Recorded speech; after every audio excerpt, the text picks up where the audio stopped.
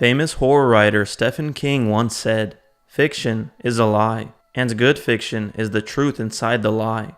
This quote means that although fiction is made up, it conveys and delivers truth through the medium of a lie. Fiction is one of the most powerful ways to express truth because it allows us to explore ideas and realities that might be hidden, uncomfortable, or even difficult to confront directly. As humans, we have an instinctive sense that not everything we're told about our world, like our history or our identity, is completely or entirely accurate. Fiction gives us the freedom to question those narratives, to imagine alternative possibilities. In the fictional anime show One Piece, the Void Century is a 100-year gap in history that the world government has erased and forbidden anyone from studying. Clues to this lost era are hidden in ancient stone tablets called poneglyphs, which reveal the truth about a powerful lost civilization known as the Ancient Kingdom. Uncovering the secrets of the Void Century is key to understanding the fall of the kingdom and the true origins of the world's current power structure. The fictional concept of the Void Century in One Piece can be intriguingly paralleled with the biblical event of the loosing of Satan, raising the possibility that such an event may have occurred in our not-so-distant past. In the Bible, the loosing of Satan is a prophetic event described in Revelation 20, where Satan is bound for 1,000 years during the Millennial Reign of Christ, a period of peace in which he is restrained from deceiving the nations. After this time, he is released for a short season, during which he is once again permitted to deceive the nations before his final defeat. This comparison suggests that just as the truth of the Void Century is hidden and forbidden in One Piece, the full understanding of humanity's spiritual and historical past may also be veiled, hinting at a deeper narrative just outside the bounds of the history we are given. St. Augustine of Hippo, one of the most influential church fathers and theologians of the early church, offers profound insight in his work, The City of God, particularly in chapter 8 of book 20, where he reflects on the binding and loosing of the devil.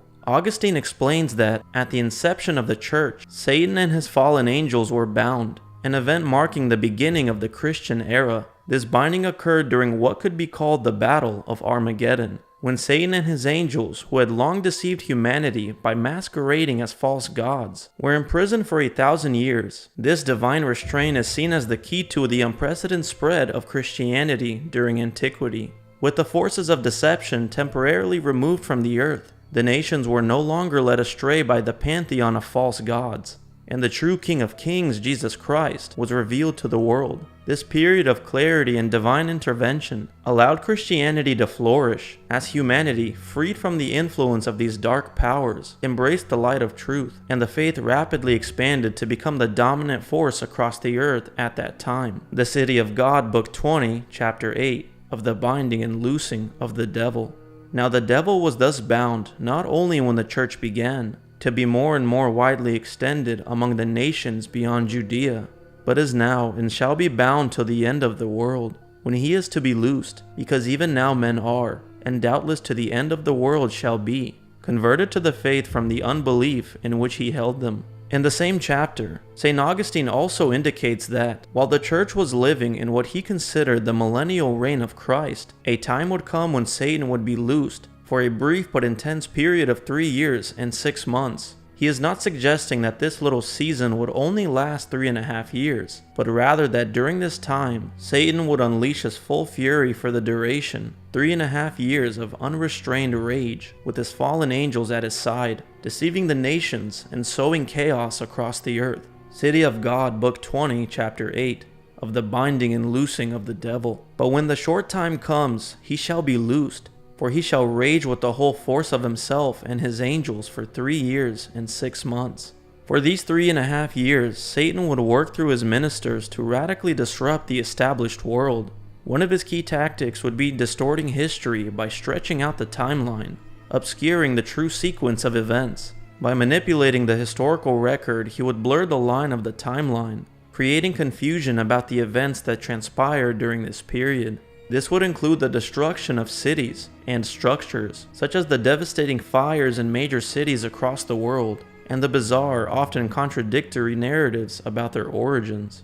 In this distorted timeline, the truth would be buried, making it difficult to distinguish between what actually happened and the false stories constructed to further Satan's deception. Along with this, he would corrupt those who had once lived peacefully under Christ's reign and incite wars, all while clouding the historical memory of these events to serve his purpose. Additionally, Satan's influence would lead to a kind of mass spiritual amnesia, erasing the memory of the old world. And those who still remembered the golden age of Christ were put into insane asylums under the reasoning of religious delusions. In an article written by the Greensboro Patriot on April 2, 1845, titled "The Treatment of Lunatics," there is a curious brief paragraph discussing the beliefs of lunatics in insane asylums. It states that they believed they once wandered freely in the world, at one point believing they were saints, or partakers of something divine in their lives. Lunatics had their golden age, before laws were made, when they wandered forth at large, and were revered as saints, or as partaking of something holy or divine. But with laws and civilization, their iron age began.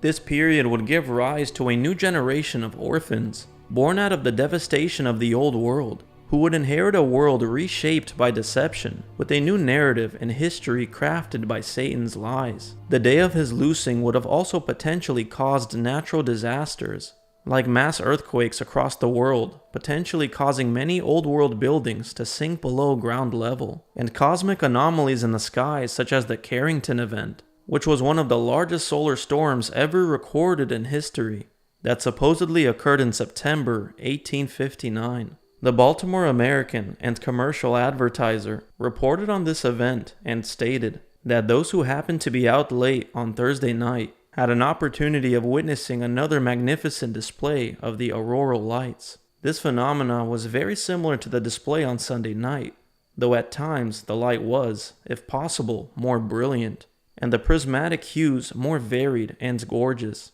The light appeared to cover the whole firmament, apparently like a luminous cloud, through which the stars of the larger magnitude indistinctly shone. The light was greater than that of the moon at its full, but had an indescribable softness and delicacy that seemed to envelop everything upon which it rested. Between 12 and 1 o'clock, when the display was at its full brilliancy, the quiet streets of the city, resting under this strange light, presented a beautiful as well as singular appearance. If a similar event occurred today, it would be catastrophic, disrupting communications and causing significant damage to our technology. During the Carrington event, people were understandably startled by the unprecedented auroral displays and telegraph disruptions, leading some to believe it signaled the end of the world. Perhaps those who believed it to be a sign or a dark omen of the end were right. This was the day Satan was unshackled, unleashed for his brief season.